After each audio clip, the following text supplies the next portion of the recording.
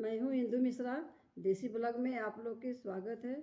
दोस्तों, देसी ब्लॉग में आप लोग की स्वागत है। मैं झूमर एक लेकर उपस्थित हुई हूँ।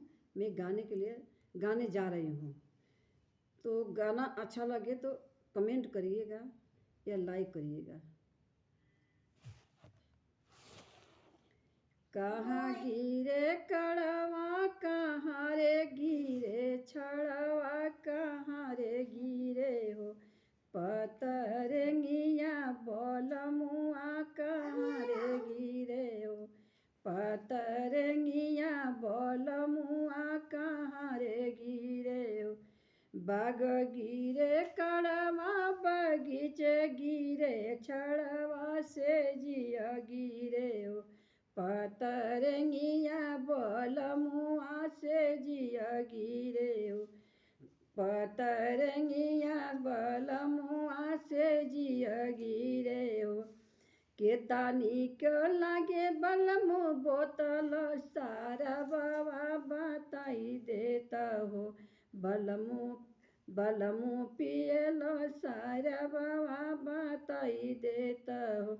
जितना निक लागे धनिया प्यारी तोरे बोलिया, ओतना निक हो धनी लागेला बोतलवा, ओतने निक हो धनी लागेला बोतलवा, ओतने निक हो।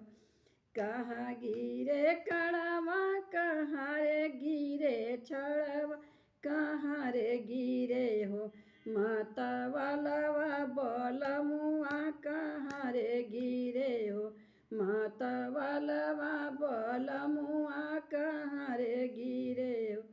बाग गिरे कड़वा, बगीचे गिरे छड़वा, से जिया गिरे हो माता वालवा बोलमुआ, से जिया गिरे हो। केता निक लागे बलमु तोहरे पियैया, केतना निक हो हमके देता तू बतैया, केतन निक हो।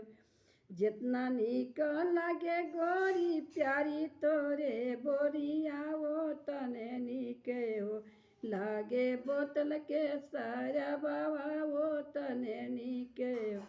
मोहि तो से पूछी ले ये पातर बलमुआ, कहाँ पियल ही बोतल के सारा बाबा, कहाँ पियल। कहाँ गिरल कड़वा, कहाँ रे गिरनाथिया, कहाँ रे गिरल हमरा काना के झुमकवा, कहाँ रे गिरल हमरा काना के झुमकवा, कहाँ रे गिरल।